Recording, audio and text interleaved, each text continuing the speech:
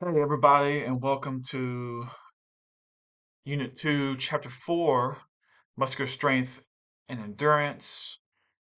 Hopefully y'all have completed the Unit 1 test and you got a feel for how the test will need to be, the layout for the test.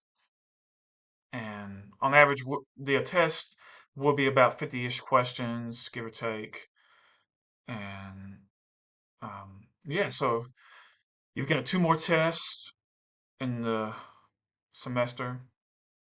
So just keep that in mind. And just one other thing, y'all, just if you don't do so well on this first test, just keep in mind that there are two other tests, and we have multiple assignments that will hopefully help your grade as long as you complete the assignments and turn them in on time, then they will certainly help your grade. But in this video, I'll be going over the chapter 4 module that you see here, and it's available now for you all. And I'll hopefully go over some of the PowerPoint slides too. So I should be able to get all this in one video. So I have the reading available. I have the PowerPoint slides as well and the study guide. Hopefully you all are taking advantage of the study guides. You can't use it for the test when you come in to take the test, but you certainly can help. It can certainly help you prepare for the test. All right, so let's go over the assignments first. You'll have 3 assignments due for this chapter, for this module. You'll post to a forum or discussion board, and I want you to answer or talk about the difference between muscular strength versus muscular endurance. Do you think that you should incorporate more muscular strength exercises or muscular endurance exercises or routines your um, to your workout plan? Do you think that one area is more important than the other? And you'll learn the difference between the two in the PowerPoint slides and the reading. Or do you feel like they're both equal and that you should focus on strength exercises compared to um, muscular endurance exercises? What are some advantages? And feel free to do some research too. What are some advantages of a strength workout compared to a muscular endurance workout, and vice versa? Some disadvantages. So you'll type out a paragraph of at least 150 words. You'll post, and then just like what you did for the introduce yourself forum, you're going to reply to 2 other students from their posts, and that's all due by this Sunday, the 14th. Okay, so that's due this Sunday, the 14th by 11:59 p.m. The next assignment is you're going to try your best to complete this workout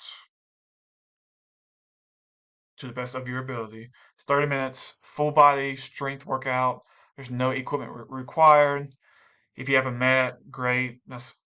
That will work just fine. If you have carpet at home, you can do it on carpet. Just do your best with the workouts and the exercises. There is they what I also like is that they incorporate modifications. So I believe, if I'm not mistaken, the gentleman is performing the modifications, but they will tell you in the very beginning of the video. So just try your best, and then I want you to reflect on the workout in a paragraph of at least 150 words. So these are some of the questions you can answer. First and foremost, was it fun? Hopefully, everybody will say yes. But would you participate in a workout like this again? There's hundreds, if not thousands, of videos like this on YouTube. So there's a whole array of workouts like this. that can be found online, especially on YouTube. Is there anything that you would change about the workout? And what did you like or dislike about the workout? You might say, hey, I like this workout. One, because it doesn't require any equipment. It's just my body weight, gravity, and Mother Earth. What are some things that you disliked? Maybe you could say, I didn't, I am used to performing strength-based workouts, exercises with dumbbells. You know, so um, just talk about the workouts. What were some things you liked about it? What were some things you might have disliked about it? Will you do it again? Did you like the pace um, that they performed, and so on? So just talk about the workout and reflect on the workout, and just try the best you can. Remember that they are professionals, and they've probably been doing this for years and years and years. So don't get bummed out if you cannot keep up with them. Just do the best you can.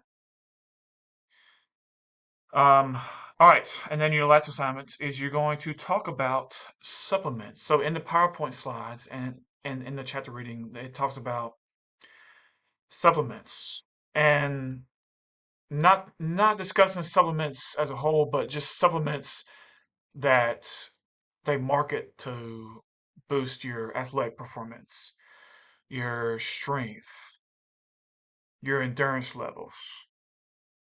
Okay, so if you go to a GNC store, they may have tens, if not hundreds, of supplements that claim to boost your performance, whether it's in your sports or in the weight room, etc. Um, do you feel like those supplements work? What are your thoughts on taking supplements to boost your performance before a workout or an athletic event? Now, we're not talking about supplements that, like, for example, if you have a vitamin D deficiency, you might have to take vitamin D supplements. I'm not talking about those type of supplements. I'm talking about supplements that you go to the store or you see online where it says, boost your athletic performance. Take take one scoop of this a day, or get stronger in 1 month. Take this take this supplement. So stuff like that, and you're gonna write a paragraph of at least 150 words, and just answer these questions. These are some of the questions you might want to ask yourself, and that's due by June 21st, by 11:59 p.m. Oh, and the workout video that's due on Wednesday the 17th by 11:09 p.m. So just submit that Word document, and you'll be all set. Same for this assignment. Submit that Word document of at least 150 words, and you're all set. All right, so let's go to. So that's all for the assignments. Let's go real quick to the PowerPoint slides, and here's what they look like for Chapter 4. So we talk about some of the anatomy of the muscles, and that your muscles are used for movement in the body. There's over 600 muscles in the body. Make sure you know that, and they are responsible for every movement that you make, from you blinking to your heart beating to you breathing. You may not notice it because it might be involuntary, but your muscles are responsible for every movement that you make.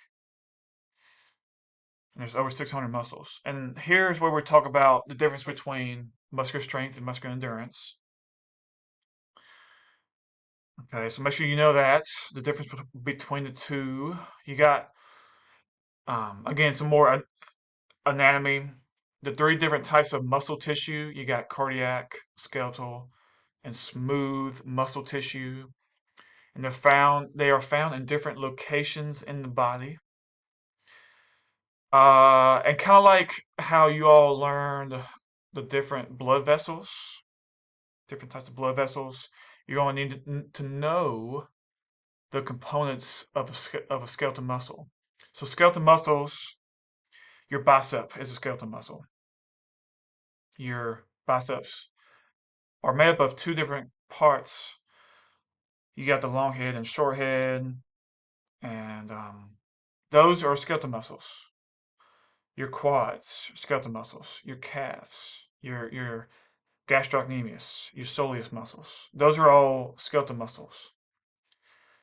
And your skeletal muscles, they're attached. If you see right here, there's a tendon. There will be a bone right here. So the tendon is attached to a bone, and on the other side is the whole muscle. So you have the whole muscle. The fascicles are these, they look almost like, let me zoom in. They look almost like, I just did that, didn't mean to do that, but almost like if you cut open a pomegranate and you see like little seeds in it, it looks like almost like a pomegranate. And you see the seeds, a cross section. And then you have the fascicles. These red and blue dots, those are the blood vessels. And then you have the fascicles, and inside the fascicles are muscle fibers. And then inside the muscle fibers, you have the myofibrils. Now, that's where you get to the microscopic level. All right, so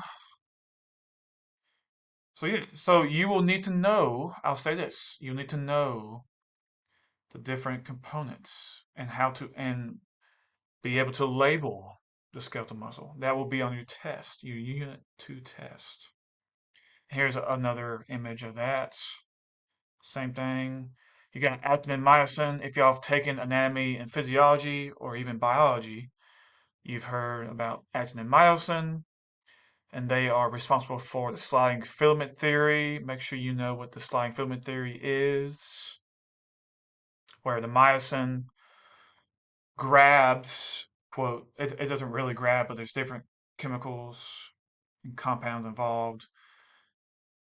The myosin grabs onto actin and it pulls the actin towards the center of the muscle.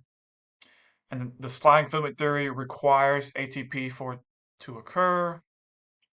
You got the origin and insertion of the skeletal muscle. One part is of the skeletal muscle is attached to the bone that's in a fixed position. It doesn't require the movement. That's the origin, and the insertion is attached to a bone that does require movement. You got the agonist and the antagonist muscles. One is providing the major force for the movement. That's agonists, and antagonists are opposing the movement. You got the different types of muscular contractions, isometric, isotonic, and here's the difference. The difference here. And I meant to change this, but think of these concentric, not as contractions, but phases. Because I don't want you to focus too much on different contractions and get confused. But during the concentric phase of the isotonic contractions, the muscle length is changing. So if I'm doing bicep curls, that requires isotonic contractions. And you have the concentric phase, the muscle is shortening. Eccentric phase, the muscle is lengthening. Okay. Different muscle fibers, type 1, type 2. Make sure you know that. What are motor units? You got hypertrophy and atrophy. And then we get to designing a resistance training program, what to include, different muscle groups here. How many sets should you perform based on if you're trying to improve muscular endurance versus muscular strength? Focus on full range of motion, breathing technique, work out with a partner. So yeah, let's just make sure y'all review over these slides. Um and y'all should be good to go. Make sure to use that study guide to help you prepare. But yeah, if y'all have any questions or concerns, feel free to let me know. I'm always here for your help. You have a great day, and I'll be in touch with you all soon.